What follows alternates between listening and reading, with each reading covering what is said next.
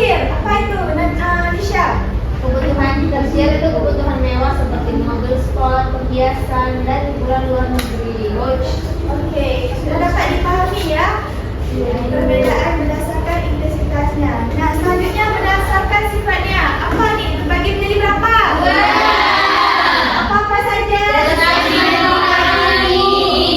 Berdasarkan jasmani apa, Miza? Kebutuhan fisik ibu seperti makanan, minuman, olahraga, nge-gym, dan lain-lain. Ya, supaya kita tetap sehat. Nah, itu termasuk dalam kebutuhan jasmani. Selanjutnya, kebutuhan rohani apa? Suhaila? Ibadah, kesehatan, kasih sayang, pendidikan. Ya, itu adalah kebutuhan yang harus dipenuhi dalam hidup supaya kita selalu merasa happy, bahagia, gitu, semangat ya. Iya, Bu.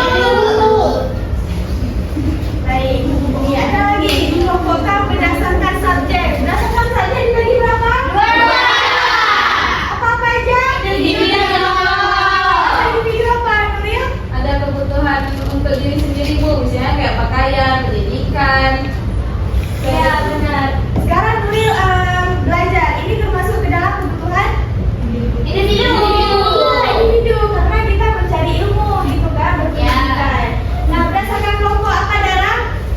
Kebutuhan untuk masyarakat seperti jalan raya, rumah sakit, dan listrik umum. Ya, yang fasilitas umum yang nikmati itu juga termasuk dalam kebutuhan kelompok atau kebutuhan bersama masyarakat. Baik. Berdasarkan waktu nih, berdasarkan waktu terbagi menjadi berapa? Apa saja? Iya, Mursyid, sekarang bagaimana? Sekarang tuh harus segera dipenuhi, Bu. Misalnya seperti makan, obat, dan air. Oke, betul sekali. Kalau kita sakit, kita butuh obat.